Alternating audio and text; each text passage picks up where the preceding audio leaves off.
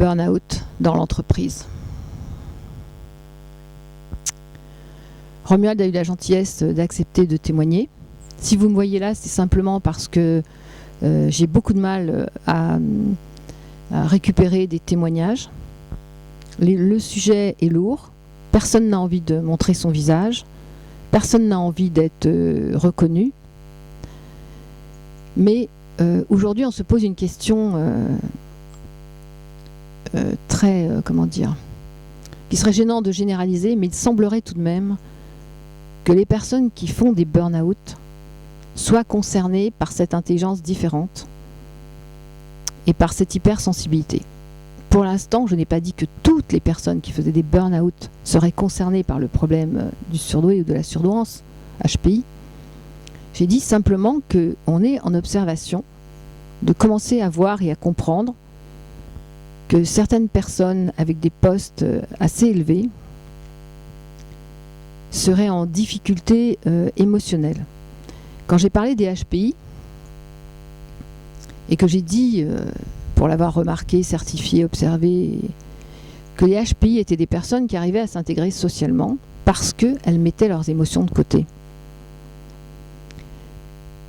Qu'en mettant leurs émotions de côté, elles pouvaient parfaitement assumer de se mentaliser, de se normaliser, jusqu'au moment où, malheureusement pour elles, malheureusement parce que ça se fait toujours dans l'extrême douleur et souffrance, jusqu'au moment où les émotions refont surface. Et quand les émotions refont surface, quand vous les avez mises de côté pendant des années, elles refont surface avec la même violence que vous les avez refoulées, enterrées. Ça veut dire que ce que j'ai aujourd'hui comme contact avec ces personnes-là, ce sont des personnes qui ont des gros postes, des postes très importants, qui sont toujours très embarrassés de m'appeler et de venir en entretien, faire des évaluations ou faire de la détection de surdoués, qu'ils n'aiment évidemment pas ce mot surdoué, donc on va rester dans le terme HPI en ce qui les concerne. Ces personnes-là sont dans cette souffrance parce que, violemment, l'émotion leur revient en pleine figure. C'est-à-dire que celle qu'ils avaient voulu, cette émotion qu'ils avaient voulu anéantir parce que ça leur posait trop de problèmes de vivre avec, d'un seul coup surgit très violemment. Et évidemment fait des dégâts corporels, puisque le psychique étant relié avec le corps, elles arrivent aussi à se déclencher des maladies assez importantes. Ce lien qu'il y a entre la mémoire du corps qui reçoit des chocs et qui n'arrive pas à s'exprimer et l'intelligence. Il y a une voiture qui passe, je suis désolée, dans le champ d'à côté. C'est septembre. Ici, on nettoie les terrains. Donc, je disais, c'est ce HPI qui est constamment en mode mental, constamment en normalisation. Au bout d'un moment, c'est pas possible, il pète un câble, voilà. Et à ce moment-là, il se pose des questions, il commence à s'interroger, et là, il est en plein burn-out.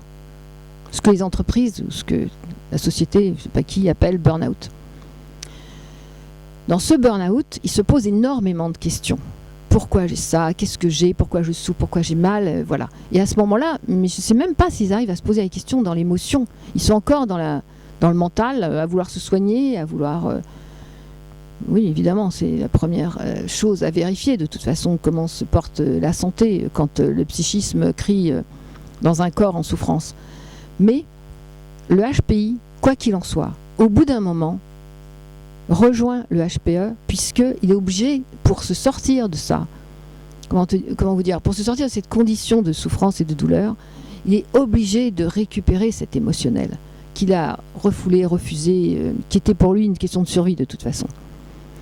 Et l'extrême différence entre le HPI qui n'a pas pu naviguer sur un terrain émotionnel, contrairement au HPE qui est resté sur ce terrain émotionnel. Les deux, évidemment, ont souffert de ne pas pouvoir être eux-mêmes, même si le HPI s'en est pas forcément aperçu tout de suite et que le HPE l'a toujours dit. Et toujours...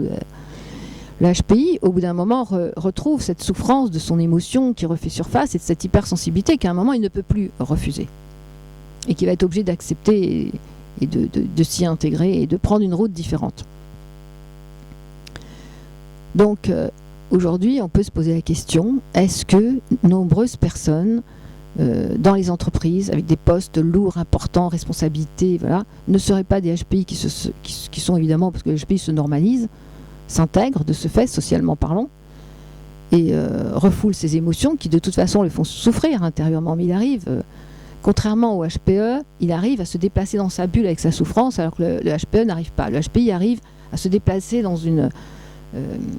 comment dire, il fonctionne dans un système de souffrance différent par rapport à ses émotions qui l'enterrent, mais qui malgré tout vit dans quelque chose qui est douloureux, mais refoulé de toute façon. Ce refoulement, évidemment, comme tout refoulement, crée soit des personnages addicts au sexe, à l'alcool, au système financier, et au bout d'un moment, évidemment, on arrive à un burn-out. Donc, ce sujet de burn-out et de HPI est intéressant. Et si quelqu'un a un burn-out autour de vous, ça serait bien peut-être de se pencher sur le sujet. Est-ce que je suis une personne différente, avec une intelligence différente? Est-ce que je ne me suis pas jusqu'à présent normalisée, intégrée, et qu'aujourd'hui ça n'est plus possible? J'ai eu un monsieur dans mon bureau qui m'a beaucoup touchée parce qu'il a un métier qu'il adore, dans un système qui, à mon avis, d'ici peu de temps, il ne va plus beaucoup supporter. Et il m'a dit, j'aimerais faire la peinture, on va dire comme ça, pour pas qu'il se reconnaisse, parce que sinon il va m'en vouloir comme tous les HPI, mais bon, ça fait rien. Et je lui ai dit, mais oui, mais alors pourquoi vous ne faites pas ce que vous avez envie de faire? Il me dit, mais je ne peux pas, je n'ai pas les moyens. Vous voyez, alors quand on parle de moyens, on parle de quoi? On parle de moyens financiers, on parle de moyens de désintégrer le système social, on parle de moyens de faire autre chose. C'est là toute l'histoire de la vie.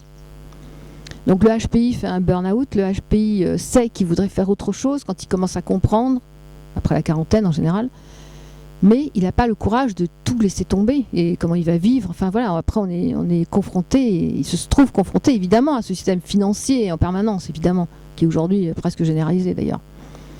Donc le HPI vit comme ça, en refoulant son émotionnel, qui de toute façon va le rattraper, et de ce fait, merci, et de ce fait, va faire un burn-out. Voilà, je ne voudrais pas m'étaler sur le sujet, parce que le HPI comprend très vite et très bien ce que je dis, surtout quand, comme dit Romuald, Raymond, mets-toi en HPI, j'ai du mal, je ne suis pas HPI du tout. Mais je le fais pour toi, Romuald, et pour tous ceux qui font des burn-out, qui se penchent sur le sujet de la surdouance.